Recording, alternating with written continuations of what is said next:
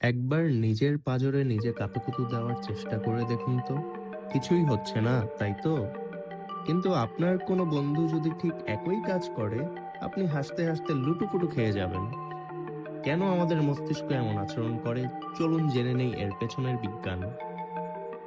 এর রহস্য লুকিয়ে আছে আমাদের মস্তিষ্কের ছোট্ট একটি অংশে, যাকে বলা হয় সেরেব্রাম।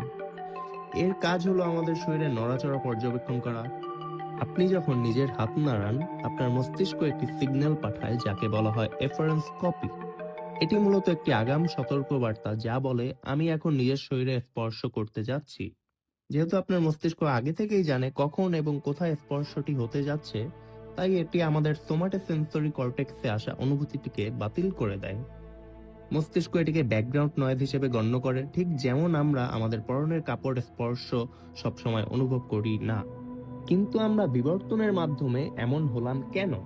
বিজ্ঞানীরা মনে করেন কাতুকুতু আসলে একটি আত্মরক্ষার কৌশল। এটি আমাদের শরীরের ওপর অপ্রত্যাশিত কোনো স্পর্শ, যেমন ধরেন একটি বিষাক্ত মাকড়সা যদি চলাফেরা করে, তখন আমাদেরকে সতর্ক করে দেয়।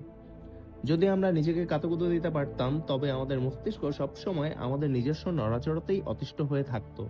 এমনকি চুলকাতে গেলেও আমরা হাসতে শুরু করতাম। আপনি কি আপনার মস্তিষ্ককে ধোঁকা দিতে চান? বিজ্ঞানীরা দেখেছেন যে একটি 200 মিলি সেকেন্ডের ডিলে আপনার সেরেব্রামকে বোকা বানিয়ে কাতুকুতু অনুভব করাতে পারে। তবে যতক্ষণ না আপনি রোবট হচ্ছেন, ততক্ষণ আপনি নিজের হাত থেকে নিরাপদ। এরকম আরো মজাদার ও রহস্যময় কন্টেন্ট পেতে আমাদের চ্যানেলটিকে সাবস্ক্রাইব করে রাখুন।